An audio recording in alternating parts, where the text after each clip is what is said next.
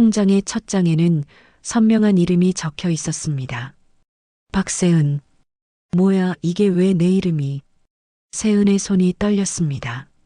눈을 질끈 감고 다시 통장을 들여다본 순간 또 하나의 충격이 찾아왔습니다.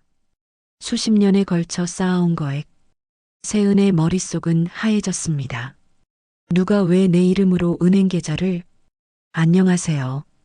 여러분의 사연 담긴 여러 이야기들을 들려드리고 있는 인생 수필관입니다. 마지막 반전까지 숨막히는 이야기를 끝까지 들어보세요.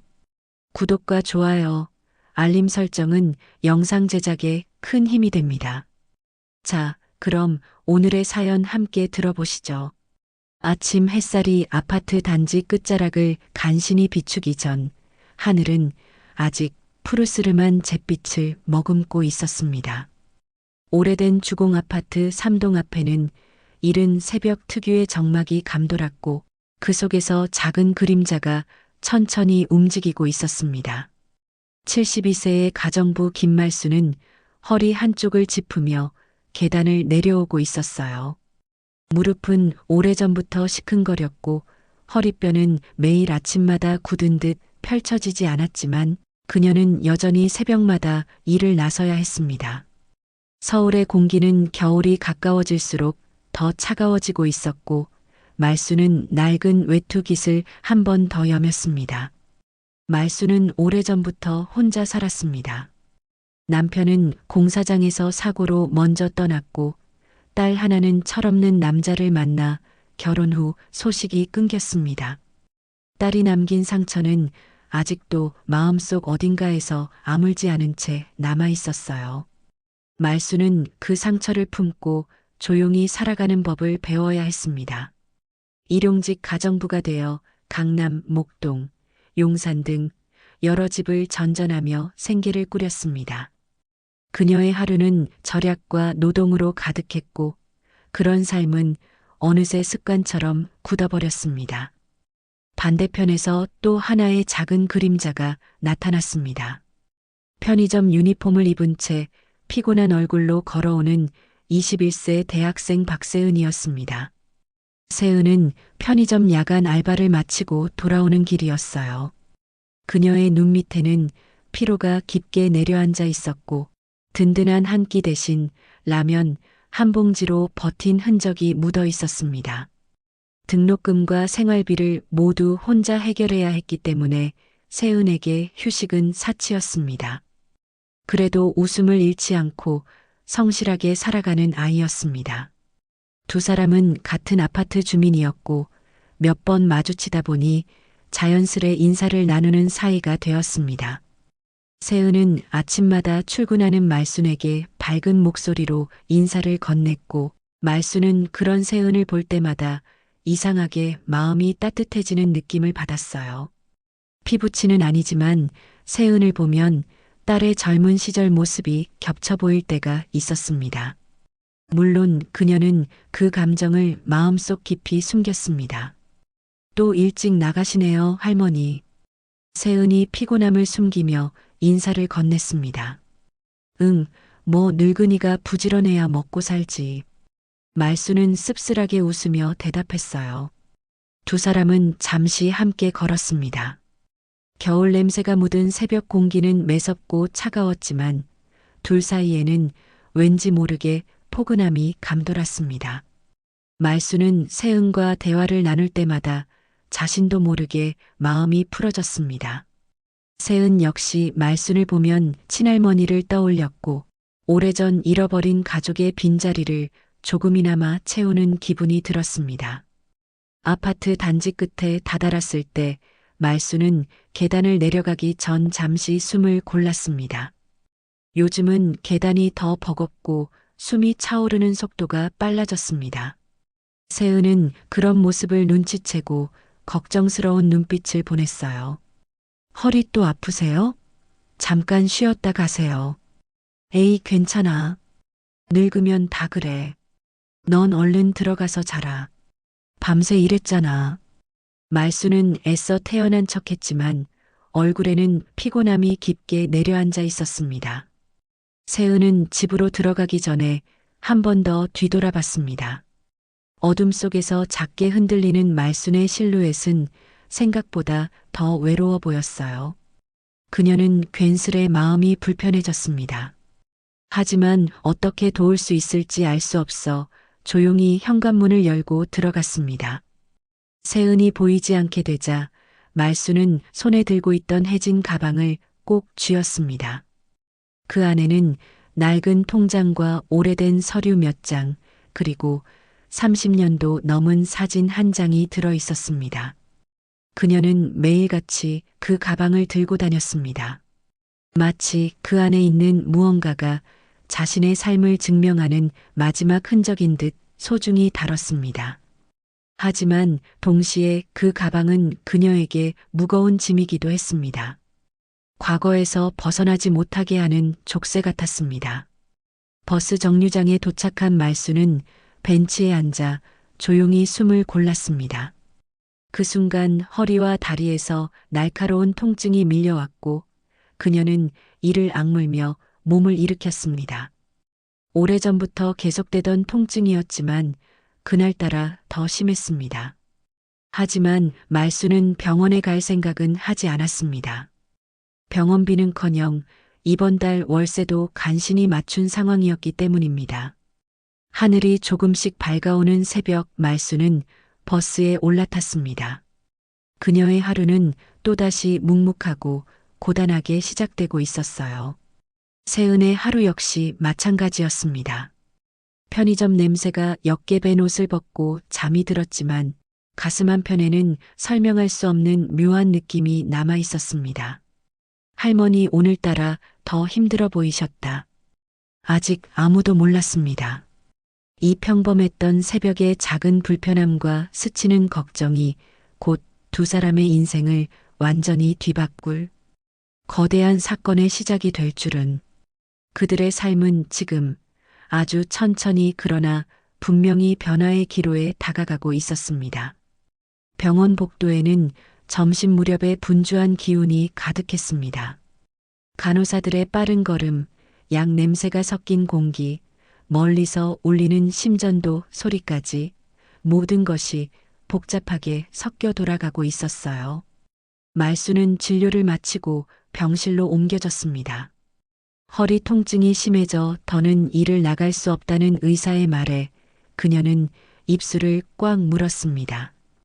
일하지 못한다는 것은 곧 생계가 끊길 수도 있다는 뜻이었고 그것은 말순에게 가장 두려운 일이었습니다.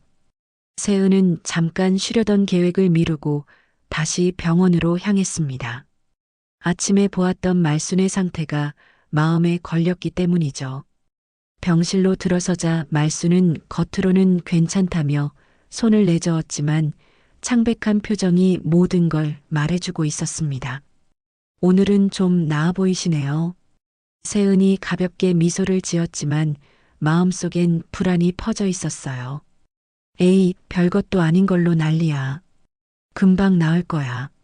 말순은 아무렇지 않은 척 말했지만 손등에는 미세한 떨림이 보였습니다. 세은은 말순이 챙겨온 낡은 가방을 바라보았습니다. 가방은 많이 해져 있었고 손잡이는 오래된 천이 닳아 보풀까지 일어나 있었습니다. 말순은 늘 저 가방을 손에서 놓지 않았습니다. 출근할 때도 시장에 갈 때도 병원에 들를 때도 항상 함께였죠. 할머니, 이거 제가 정리해 드릴까요?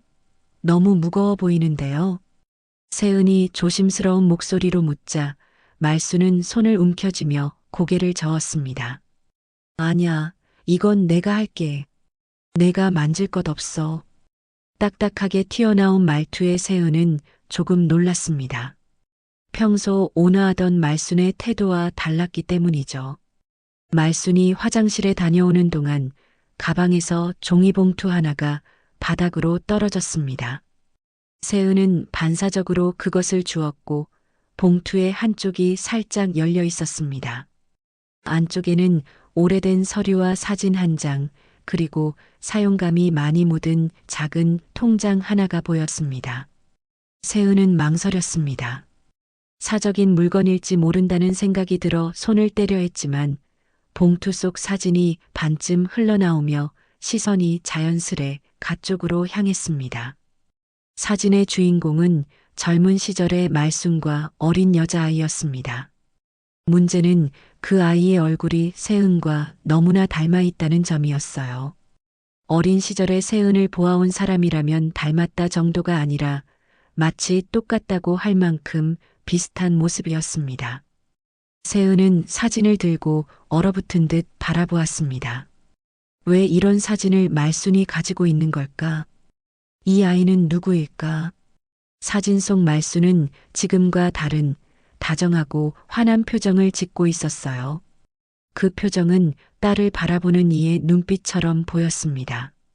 그때 병실 문이 열리고 말순이 들어왔습니다. 그게 왜 내 손에 있어? 말순의 목소리는 떨리고 있었습니다. 평소보다 더 날카롭고 겁에 질린 음성이었어요.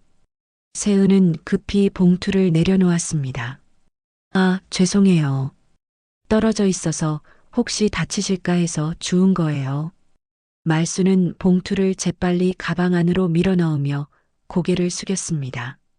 이건 남이 보면 안 되는 거야. 절대 손대지 마. 그 말에는 단순한 경고 이상의 두려움이 담겨 있었습니다. 세은은 말순의 표정을 보았습니다. 해명을 요구하려던 말은 목구멍에서 맴돌다 멈췄습니다. 뭔가 말순에게는 건드려선 안 될 비밀이 있다는 것을 직감적으로 알 수 있었어요. 그리고 그 비밀이 자신과도 관련 있을지 모른다는 불안감이 가슴에 파고들었습니다. 그날 오후 간호사가 말순의 보호자에게 입원 절차와 비용 설명을 하기 위해 병실을 찾았습니다. 보호자분 계신가요? 세은은 잠시 머뭇거리다가 손을 들었습니다. 제가 보호자입니다. 오늘은 제가 대신 듣겠습니다. 말순은 순간 놀란 표정을 지었지만 아무 말도 하지 못했습니다. 세은의 행동은 고마움이자 부담이었지만 동시에 오래전 잃어버린 무언가를 마주한 기분을 들게 했습니다. 입원 절차가 끝난 뒤 세은은 조용히 창가에 앉아 있었습니다. 병원 밖으로는 초겨울 햇살이 조금씩 내려앉고 있었고 바람에 나뭇잎이 부딪히는 소리가 잔잔하게 들려왔습니다. 그 아이는 누구였을까? 왜 나랑 저렇게 닮았지? 세은의 마음속에는 설명할 수 없는 불안과 궁금증이 뒤섞여 있었습니다.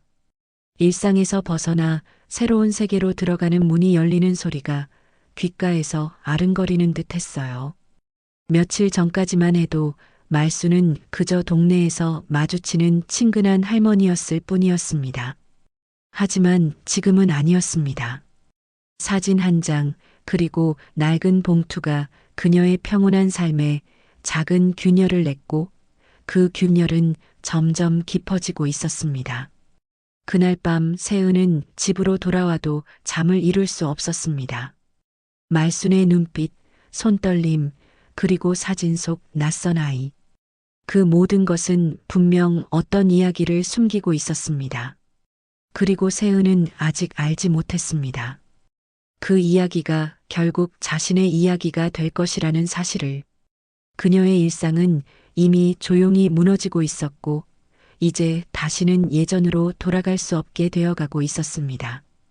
병원에서의 시간이 하루 이틀 지나면서 말순의 상태는 외형적으로는 조금씩 안정되는 듯 보였습니다. 하지만 세은의 눈에는 달라 보였어요. 말순은 밤마다 잠을 설치고 새벽이 되면 베개맡에 숨겨둔 가방을 조심스럽게 열어 통장을 확인하곤 했습니다. 손끝으로 통장 표면을 천천히 쓰다듬는 모습은 마치 오래된 상처를 어루만지는 사람 같았습니다.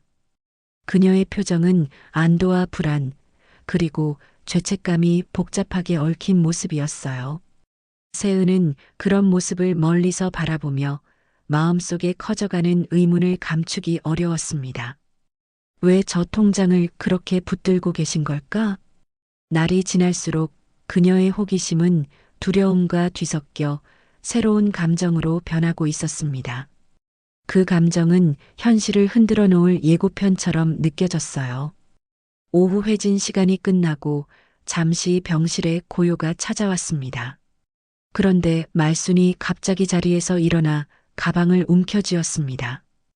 허리가 아파 몸을 제대로 가누지 못하면서도 그녀는 가방을 다시 베개 아래로 숨기려 안간힘을 썼습니다. 할머니, 제가 도와드릴까요? 세은이 다가가자 말순은 깜짝 놀란 듯 어깨를 움츠렸습니다. 됐어. 이건 내가 할 수 있어. 말순의 눈빛은 겁과 긴장으로 가득 차 있었습니다. 마치 누군가에게 들켜서는 안 되는 행동을 하고 있는 사람처럼 보였어요. 그 순간 병실 밖에서 작은 소란이 들려왔습니다. 낮은 목소리가 복도에 울리고 누군가 급히 걸어가는 발소리가 이어졌습니다. 세은은 문틈 너머의 기척에 신경이 곤두섰습니다. 말순 역시 같은 소리를 들었는지 가방을 더 깊게 베개 아래로 밀어넣고 숨을 죽였습니다. 누구지? 이 시간에.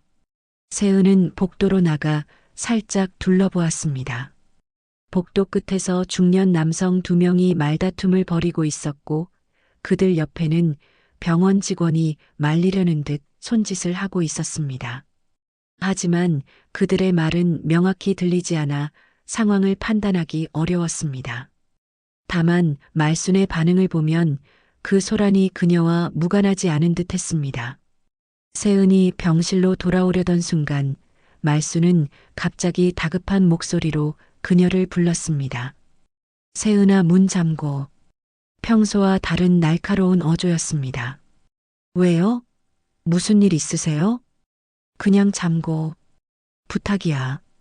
말순의 떨리는 표정은 세은의 심장을 덜컥 내려앉게 했습니다. 결국 세은은 병실 문을 잠갔습니다. 한참 동안 말없이 시간이 흘렀습니다. 말순은 가방을 꼭 끌어안은 채 눈을 감고 있었고 세은은 그녀 옆에 앉아 상황을 지켜보고 있었습니다. 그때 간호사가 문을 두드렸습니다. 김말순 환자분, 검사 안내드리러 왔어요. 세은은 조심스럽게 문을 열었고 간호사는 아까의 소란과 관련해 안심시키듯 설명했습니다. 아까 복도에서 싸우던 분들요? 보호자 문제 때문에 말다툼이 있었던 거라고 하더라고요. 걱정하지 않으셔도 돼요. 세은은 고개를 끄덕였지만 말순은 여전히 불안한 눈빛을 감추지 못했습니다. 검사가 잠시 진행되는 동안 세은은 병실에 혼자 남았습니다. 문 옆 의자에 앉아 있으려다 문득 가방이 눈에 들어왔어요. 그녀는 가방을 바라보며 깊게 숨을 들이마셨습니다. 이 가방 안에 뭐가 있는 걸까? 그 사진 속 아이는 누구지? 다시는 보지 말자고 마음먹었지만 그 생각은 자꾸만 머릿속에서 커져갔습니다. 얼마 뒤 병실 문이 열리며 말순이 돌아왔습니다. 그녀는 지친 얼굴로 침대에 앉더니 세은을 바라보았습니다. 아까 그 소리 들었지? 네. 무슨 일인지 혹시 아세요? 말순은 고개를 저었지만 눈동자 깊은 곳에 두려움이 숨어 있었습니다. 잠시 침묵이 흐른 뒤 말순은 세은을 보며 입을 열었습니다. 세은아, 세상에는 알면 안 되는 일도 있어. 그냥 내 일이라고 생각하고 넘어가라. 그 말은 마치 너와도 관련이 있다는 메시지를 돌려 말하는 듯 들렸습니다. 세은은 마음이 편치 않았습니다. 할머니, 숨기시는 거 있죠? 제가 도와줄 수 있으면. 안 돼. 말순이 갑자기 소리를 질렀습니다. 낯선 큰 목소리의 세은은 몸을 움찔했어요. 하지만 바로 이어진 말순의 떨리는 목소리는 전혀 다른 감정을 담고 있었습니다. 미안하다. 그냥 무섭다. 모든 게. 그녀의 두 손은 허공을 더듬듯 흔들렸고 손등의 혈관은 긴장으로 더 도드라져 보였습니다. 그날 밤 세은은 병실에서 잠들지 못했습니다. 창밖에서는 빗방울이 떨어지는지 미세한 물소리가 들려왔고 병실 안에는 말순의 낮은 숨소리만 반복되었습니다. 세은은 눈을 감고 자신에게 말을 건넸습니다.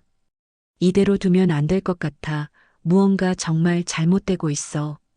그녀는 휴대폰을 꺼내며 가방에서 흘러나온 사진 속 장소를 더 자세히 알아보기 시작했습니다. 오래된 사진 속 공원, 낡은 벤치, 희미한 옛 간판들. 인터넷 검색으로 찾기 어려웠지만 그녀는 여전히 단서를 쫓았습니다. 그러다 문득 한 가지 사실을 깨달았습니다. 사진 속에 찍힌 아이의 나이가 지금의 자신과 정확히 맞아떨어진다는 것. 새벽 3시가 넘어서야 세은은 겨우 눈을 감았습니다. 그러나 마음 깊은 곳에서는 이미 결심이 굳어지고 있었습니다. 말순의 비밀을 반드시 밝혀내겠다는 결심. 그리고 그 비밀이 자신의 과거와 이어져 있다는 막연한 두려움은 이제 더 이상 외면할 수 없었습니다. 세은은 아직 몰랐습니다. 그녀가 밝히려는 진실이 누군가가 어떤 대가를 치르더라도 영원히 묻어두려 했던 이야기라는 사실을. 그리고 그 이야기는 이미 문틈 사이로 새어나오며 두 사람을 새로운 세계로 끌어들이고 있었습니다. 병원 복도에는 오후 햇살이 길게 드리워져 있었습니다. 하루의 가장 고요한 시간처럼 보였지만 세은의 마음속은 고요와는 거리가 멀었습니다. 전날부터 이어진 불길한 기운이 계속 맴돌았고 말순의 행동은 점점 불안해졌습니다. 작은 물소리에도 놀라 손을 떨었고 누군가 병실 문을 스칠 때마다 가방을 꽉 끌어안았습니다. 세은은 할머니의 오랜 상처를 이해하려고 했지만 가방 속 무엇인가가 이 모든 두려움의 근원임을 직감하고 있었습니다. 그날도 말순은 가방을 품에 안고 앉아 있었습니다. 마치 누가 빼앗아 갈까 두려워하는 사람처럼 소나기에 힘을 주고 있었어요. 세은은 조심스럽게 말을 꺼냈습니다. 할머니, 제가 뭐 잘못했나요? 요즘 계속 불안해 보이세요. 아니야, 내 잘못이 어딨어. 그냥 나 혼자 겁나서 그러는 거지. 말순은 대답했지만 눈은 세은을 향하지 않았습니다. 무언가를 숨기고 있는 사람 특유의 무거운 공기가 그녀의 몸을 감싸고 있었습니다. 점심시간이 지나고 병실은 조용해졌습니다. 간호사들은 대부분 식사를 하러 내려갔고 복도에는 가끔 휠체어가 지나가는 바퀴 소리가 들릴 뿐이었습니다. 세은은 혹시나 하는 마음에 가방 근처를 스치듯 바라보았지만 말순은 그 짧은 시선도 느꼈는지 가방을 더 깊숙이 끌어안았습니다. 이건 건드리면 안 돼. 나한테 남은 게 이제 이것뿐이야. 그 말은 깊은 절망이 묻어나는 듯 들렸습니다. 세은은 더는 묻지 못했습니다. 하지만 의문은 그날 오후 예상치 못한 순간에 다시 찾아왔습니다.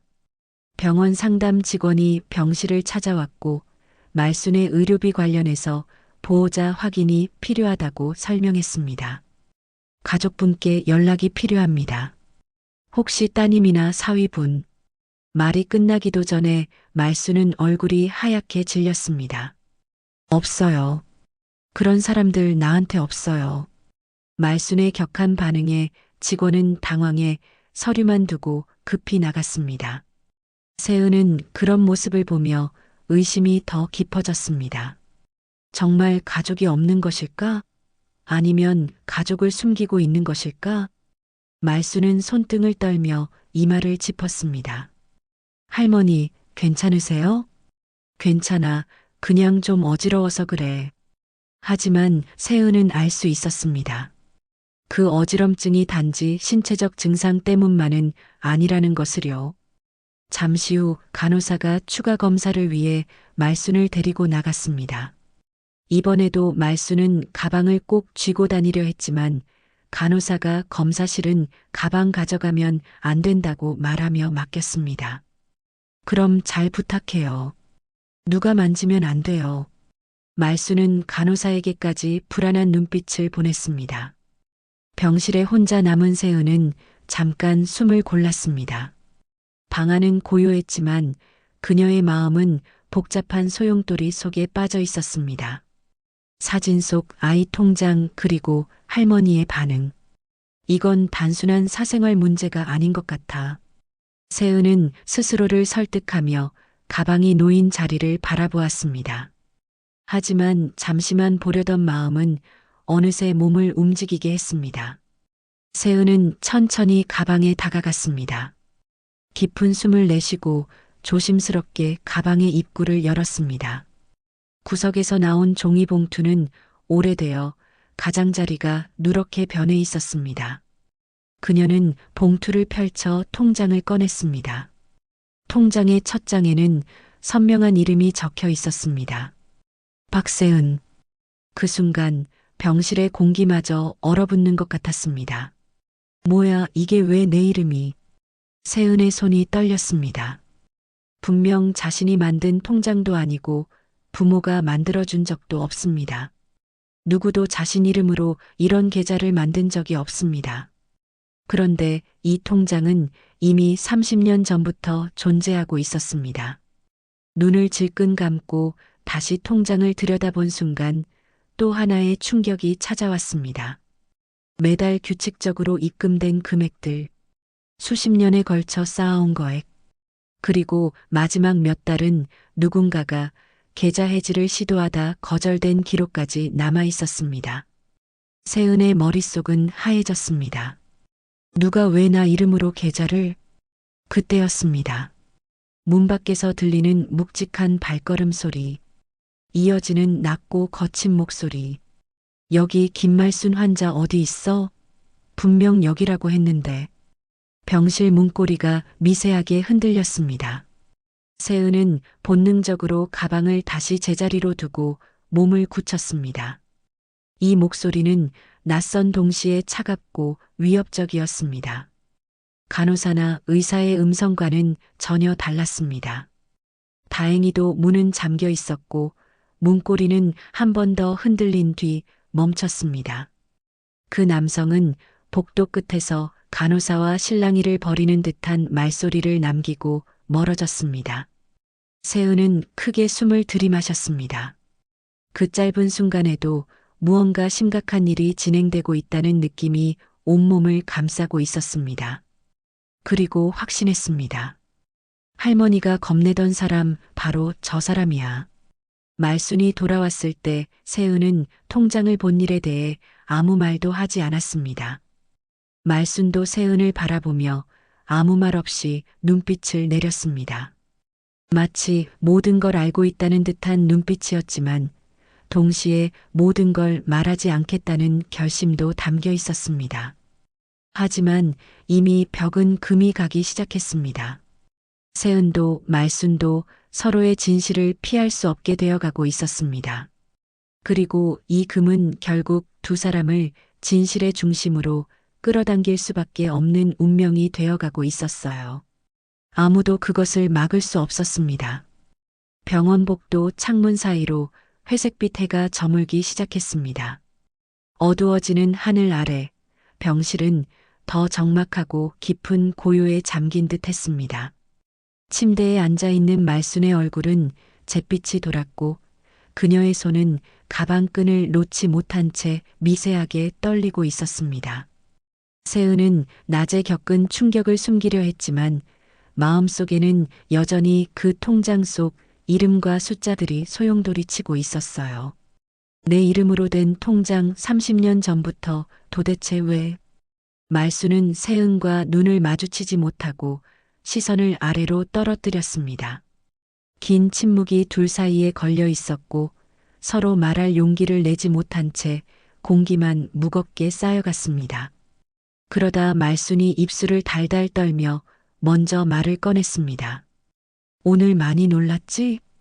목소리는 마치 숨이 끊어지기 직전의 사람처럼 힘이 없었습니다. 세은은 잠시 망설이다 고개를 끄덕였습니다. 할머니 저한테 숨기고 계신 거 맞죠? 순간 말순의 어깨가 크게 흔들렸습니다. 그녀는 가방을 품에 더 세게 끌어안고는 마치 지난 인생 전체가 가방 속에 쌓여 있는 듯 벗어나지 못하고 갇혀 있는 사람처럼 보였습니다. 미안해, 정말 미안해. 내가 알아선 안 되는 거였는데. 말수는 숨을 가다듬으며 말을 이어가려 했지만 목이 메어 쉽게 나오지 않았습니다. 세은은 말순이 흔들리는 모습을 보며 마음 한편이 더욱 무거워졌습니다. 저 왜요? 왜 저는 몰라야 했어요? 저랑 관련 있는 건가요? 이 질문은 말순을 완전히 무너뜨렸습니다. 그 순간부터 그녀는 더 이상 숨길 힘도 버틸 힘도 없었습니다. 말수는 천천히 가방을 열었습니다. 떨리는 손끝에서 그녀의 결심과 두려움이 동시에 묻어났습니다. 가방 속에는 낡은 서류들, 오래된 영수증들, 그리고 세은이 이미 보았던 그 사진이 있었습니다. 세은아, 너한테 이제는 말해야 할 것 같아. 말순의 목소리는 죽은 사람을 깨울 만큼 절박하게 흔들리고 있었습니다. 세은은 숨을 죽였습니다. 말순은 사진을 손에 들고 그 위에 미세하게 흘러내리는 눈물을 그대로 두었습니다. 저 아이 사진 속 그 아이 누구예요? 세은이 떨리는 목소리로 물었습니다. 말순은 그 질문에 찔린 듯 눈을 감았습니다. 내 딸이었어. 말순은 마치 오랜 시간 묻어두었던 무덤을 여는 것처럼 고백했습니다. 내 딸, 지연이 내 엄마야. 순간 병실의 공기가 완전히 멈춘 듯 했습니다. 말수는 벽을 짚고 긴 숨을 들이마셨습니다. 지연이는 내가 태어난 지 얼마 안 돼서 세상을 떠났어. 사고였어. 정말 한순간에. 그녀의 목소리는 더 이상 버티지 못하고 흔들렸습니다. 세은의 심장은 몸에서 빠져나갈 듯 뛰었습니다. 그럼 저는. 그래. 말수는 고개를 끄덕였습니다. 넌 내 외손녀야. 이 말을 듣는 순간 세은의 세계는 무너졌습니다. 태어나면서부터 자신을 키운 사람, 자신이 가족이라 믿었던 사람들은 다른 이들이었습니다. 그리고 가장 외롭고 힘들게 살아온 줄 알았던 이 할머니가 자신의 진짜 가족이었다니. 세은은 당혹과 분노, 혼란이 뒤섞인 얼굴로 말순을 바라보았습니다. 왜 말씀 안 하셨어요? 왜 저를 찾지 않으셨어요? 목소리가 떨리며 병실에 울렸습니다. 말순은 눈을 감고 깊은 숨을 내쉬었습니다. 내 아버지 때문이야. 이름이 아니라 마치 하나의 그림자처럼 지칭된 내 아버지라는 단어. 그 안에는 공포와 혐오, 그리고 오래된 상처가 배어 있었습니다. 지연이가 죽고 난 뒤 그 인간은 너를 입양 보내려 했어. 돈 때문에, 지연이가 남긴 보험금 때문에. 말순의 눈빛은 미세하게 갈라져 있었습니다. 나는 그걸 막으려고 했지. 하지만 그 인간이 널 데려가겠다고 협박했어. 그래서 내가 널 숨겼어. 세은의 손에서 힘이 빠졌습니다. 말수는 이어서 말했습니다. 통장은 내 엄마가 마지막으로 남긴 돈이었어. 그리고 내가 평생 모은 돈도 조금씩 넣었고 내 아버지가 너 찾으려고 눈에 불을 켜고 다녔다는 소식 듣고 혹시 모르니까 내 이름으로 바꿔놨던 거야. 말순의 고백은 끝도 없이 이어졌습니다. 그 인간은 아직도 널 놓지 않았어. 그래서 내가 너를 숨기고 싶었어. 그 말이 끝나자 세은의 눈에는 눈물이 차올랐습니다. 그동안 느꼈던 막연한 불안, 말순의 불안한 태도, 병실 문을 흔들던 남자 목소리, 모든 퍼즐 조각이 하나로 맞춰져 갔습니다. 그때 다시 복도에서 발걸음 소리가 들렸습니다. 낯익고 차가운 목소리. 김말순, 여기 있지? 문 열어. 문고리가 강하게 흔들렸습니다. 세은과 말순은 동시에 얼어붙었고 말순의 얼굴은 죽음보다 더한 공포로 질렸습니다. 저 인간 왔네. 말순의 목소리는 끊어진 숨처럼 미약했습니다. 세은은 그제야 깨달았습니다. 이건 단순한 진실 폭로가 아니었습니다. 이건 누군가의 욕망, 과거의 죄, 오래된 복수심과 생존이 얽힌 거대한 사건의 중심부였습니다. 그리고 지금 그 어둠이 바로 병실 문 앞까지 따라온 것이었습니다. 병실 창밖으로 어둠이 서서히 내려앉고 있었습니다. 가로등 불빛이 하나둘 켜지면서 겨울밤 특유의 싸늘한 기운이 창문 너머로 스며들었고 복도에서는 간호사들이 교대하는 소리만이 잔잔하게 울렸습니다. 그러나 병실 안의 공기는 조용하지 않았습니다. 방금 전 들려왔던 남자의 거친 목소리, 문고리를 흔들던 소나기의 힘, 어쩌면 문을 부수고 들어올지도 모른다는 공포, 그 모든 잔향이 말순의 심장을 여전히 세차게 두드리고 있었어요. 세은은 침대 옆 의자에 앉아 말순을 바라보았습니다. 말순은 두 손으로 가슴을 감싸 안은 채 몸을 웅크리고 있었고 가쁜 숨을 몰아쉬며 손등을 덜덜 떨고 있었습니다. 할머니 괜찮으세요? 세은이 조심스럽게 손을 내밀자 말순은 놀란 듯 몸을 움찔했지만 이내 다가오는 세은의 손을 피하지 않았습니다. 그녀는 세은의 눈을 바라보다 고개를 작게 끄덕였습니다. 괜찮아지려고 해. 하지만 쉽지가 않구나. 세은은 말순의 떨리는 손을 감싸쥐었습니다. 아까 그 사람 정말 제 친부인 거죠? 말순의 얼굴이 굳어졌습니다. 그 질문은 그녀에게 너무도 무거운 돌을 다시 들어올리는 일과 같았습니다. 그래, 내 아버지 맞다. 하지만 아버지라 부를 필요는 없다. 그는 내가 태어났을 때부터 널 사랑한 적이 없었으니까. 세은은 그 말에 숨이 턱 막히는 기분을 느꼈습니다. 왜요? 왜 저를 그렇게까지 숨기셔야 했어요? 그 질문에는 원망도, 이해도, 슬픔도 함께 담겨 있었습니다. 말순은 천천히 시선을 내리며 오래 묻어두었던 이야기를 꺼내기 시작했습니다. 내 엄마 지연이가 너를 낳고 얼마 지나지 않았을 때였어. 그 인간은 돈 때문에 망가진 사람이었지. 지연이가 살아있을 때는 겉으로는 멀쩡한 척했지만 속으로는 보험금만 노리고 있었어. 말순은 말을 잇는 동안 손짓을 자꾸만 움켜쥐었습니다. 지연이가 죽고 나자마자 그는 너를 데리고 외국으로 가겠다며 난리를 쳤다. 그곳에서 입양 보내면 큰 돈을 벌 수 있다고. 세은의 얼굴이 하얘졌습니다. 그 말은 단순한 무책임이 아니라 악의와 계산이 깃든 끔찍한 현실이었어요. 그래서 할머니가 저를 데리고 도망치신 거예요? 그래.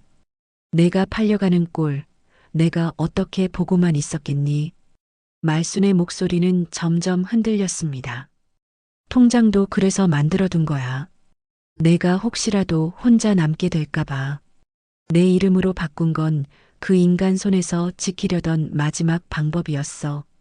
세은의 가슴은 여러 감정으로 뒤섞여 복잡해졌습니다. 원망할 수도 있었지만 그보다 더 크게 자리 잡는 감정은 이해와 슬픔이었습니다. 누구보다 짊어진 짐이 많았던 사람이 바로 이 앞에 앉아 있었습니다. 할머니. 세은은 그녀의 손을 더 꽉 잡았습니다. 저 이제 알아요. 할머니가 왜 그랬는지. 말순은 오래 굳어있던 표정을 거두며 잠시 세은에게 기대듯 고개를 숙였습니다. 미안하다, 세은아, 내 욕심이었을지 몰라. 널 지키고 싶다는 마음 하나로만 살았어. 하지만 이제는 그게 무너질까봐 너무 무섭다.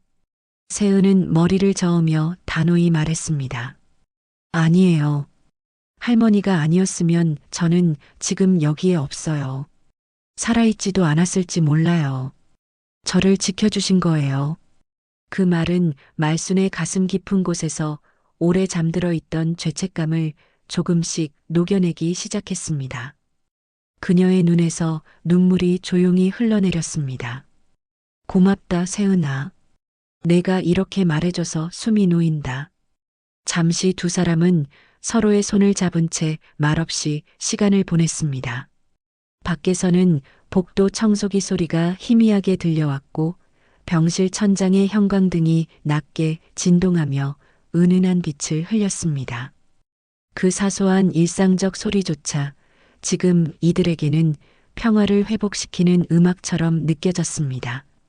하지만 현실은 여전히 그들을 위협하고 있었습니다.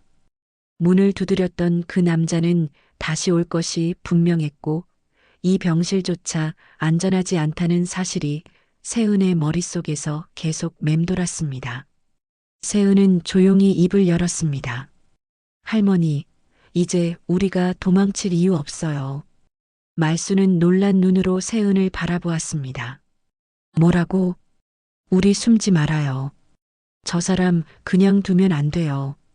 할머니가 평생 도망쳐왔던 그 고통, 제가 끝낼게요. 말수는 깊은 절망 속에서도 희미한 빛을 보는 듯한 표정을 지었습니다. 너무 무모한 거 아닐까? 그 인간은 쉬운 사람이 아니야. 그래서요. 어려워도 해야 해요. 도망만 치면 아무것도 바뀌지 않아요. 그 말은 세은 자신의 다짐이기도 했습니다. 두려웠지만 더 이상 도망치고 싶지 않았습니다.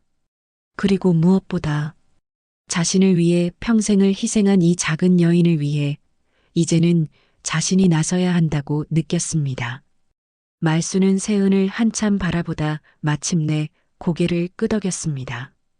그러자 이제 내가 있는 곳이면 나도 용기를 낼 수 있을 것 같다. 그 순간 병실의 공기가 조금 따뜻해지는 듯 했습니다. 두 사람 사이에 흐르던 두려움이 아주 조금, 그러나 분명히 옅어졌습니다.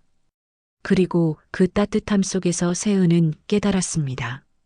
진실은 아프지만 진실을 마주하는 순간부터 사람은 비로소 자신의 삶을 되찾기 시작한다는 것을. 창밖에서 바람이 잔잔히 스쳤고 병실 불빛은 조용히 두 사람을 감싸고 있었습니다. 어둠은 여전히 짙었지만 그 속에서 처음으로 작은 빛 하나가 분명히 켜지고 있었습니다. 병원 복도는 밤이 깊어질수록 더 조용해졌습니다. 간호사들의 발걸음만 간간히 이어졌고 창밖으로는 희미한 가로등 불빛이 병실 벽에 길게 드리워졌습니다. 하지만 이 평온함과 달리 세은과 말순의 마음속에는 여전히 강한 긴장감이 흐르고 있었습니다.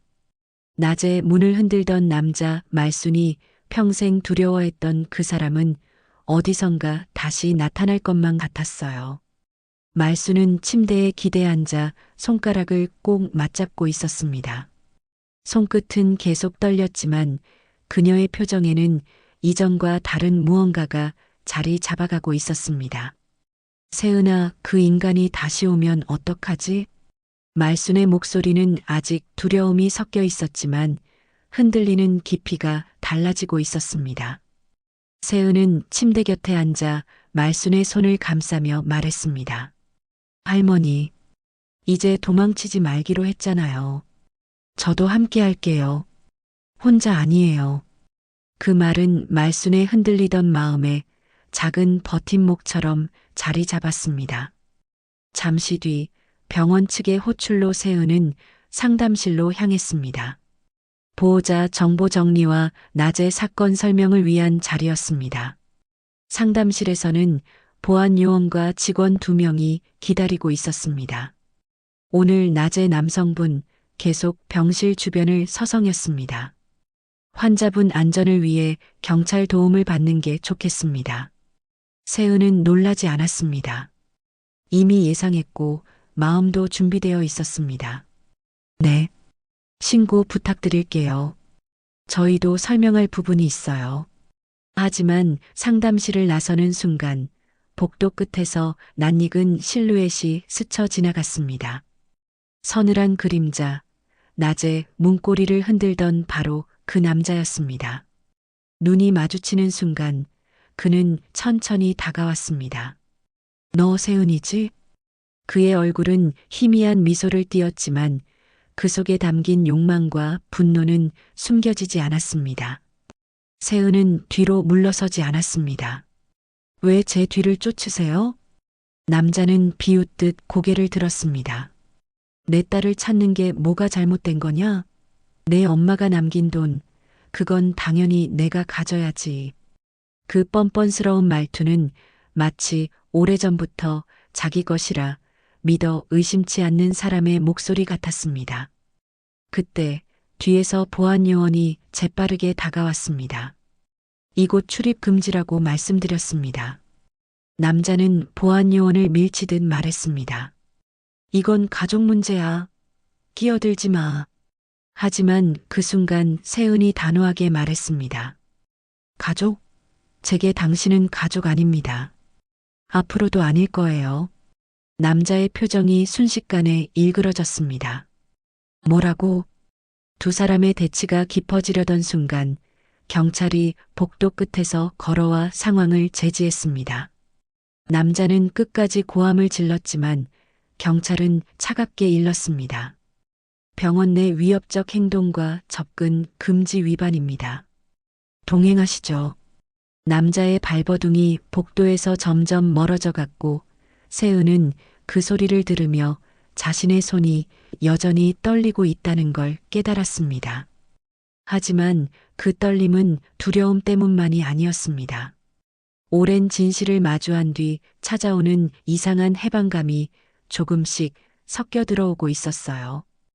병실로 돌아가자 말수는 불안한 눈으로 세은을 붙잡았습니다. 세은아, 무사한 거지? 세은은 고개를 끄덕이며 말순의 손등을 감싸쥐었습니다. 네. 이제 더는 할머니를 혼자 두지 않을 거예요. 저 사람도 오늘로 끝이에요. 말수는 눈시울을 붉히며 세은의 손 위에 자기 손을 포개었습니다. 내가 이렇게까지 살 줄 몰랐다. 누군가가 날 지켜준다고 생각하게 될 줄은. 그 말은 수십 년 동안 스스로에게조차 허락하지 못했던 감정이었습니다.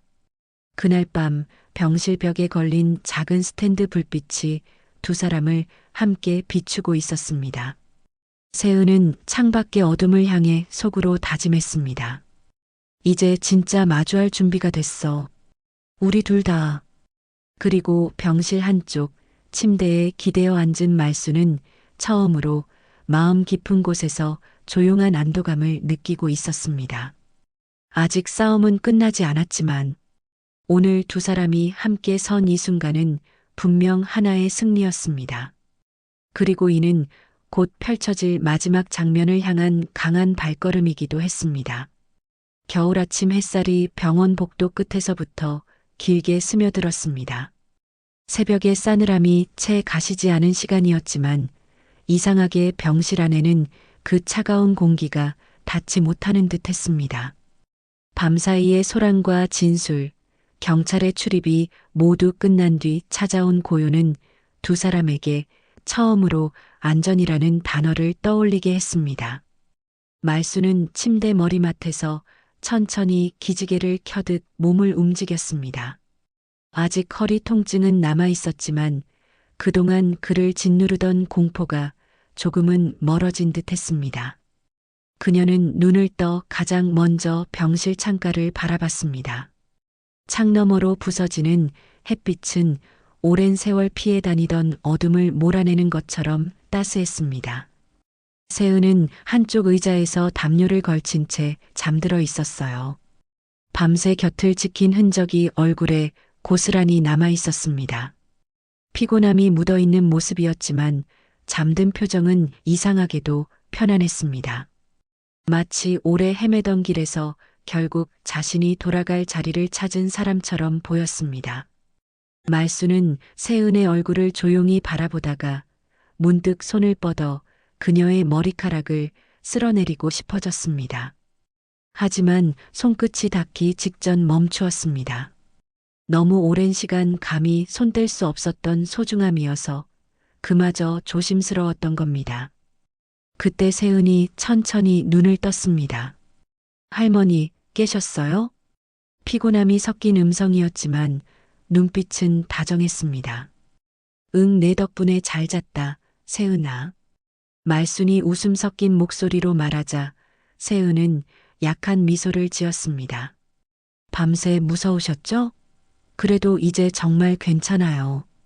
말수는 그 말을 들으며 마음 깊은 곳에서 오래 눌려있던 무언가가 풀리는 느낌을 받았습니다.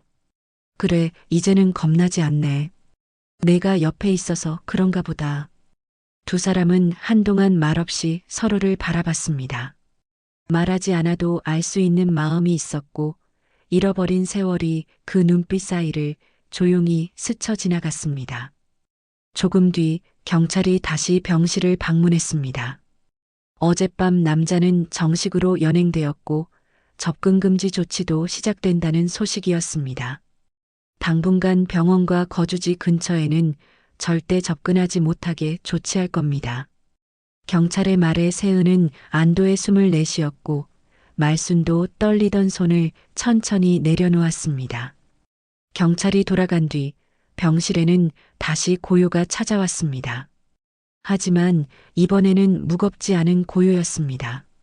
세은아, 말순이 조용히 입을 열었습니다.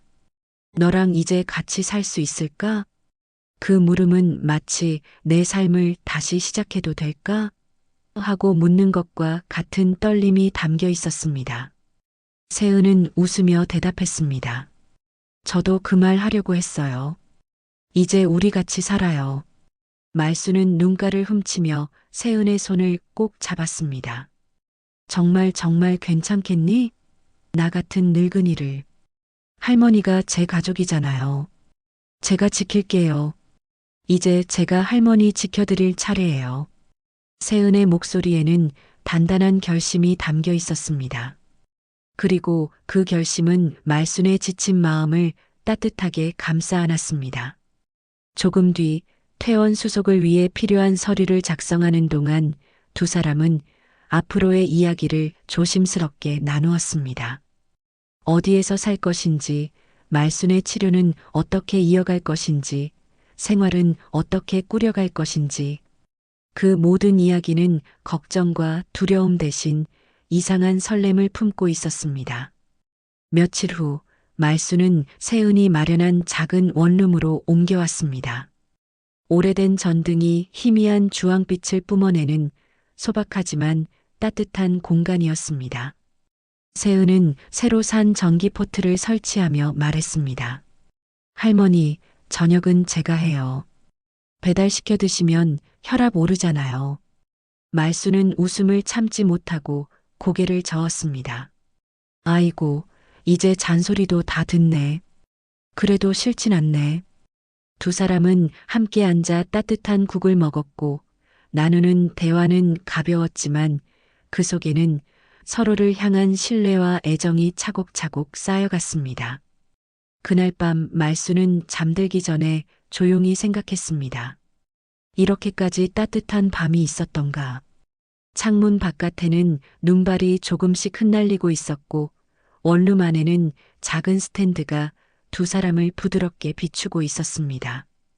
오래도록 두려움과 상처 속에 갇혀있던 삶이 조금씩 풀어지기 시작했습니다. 이제는 두렵지 않았습니다. 곁에 세은이 있었고 그리고 처음으로 서로를 가족이라 부를 수 있었기 때문이었습니다.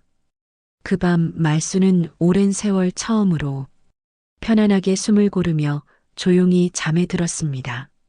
새로운 삶의 첫 페이지가 따뜻하게 펼쳐지고 있었습니다.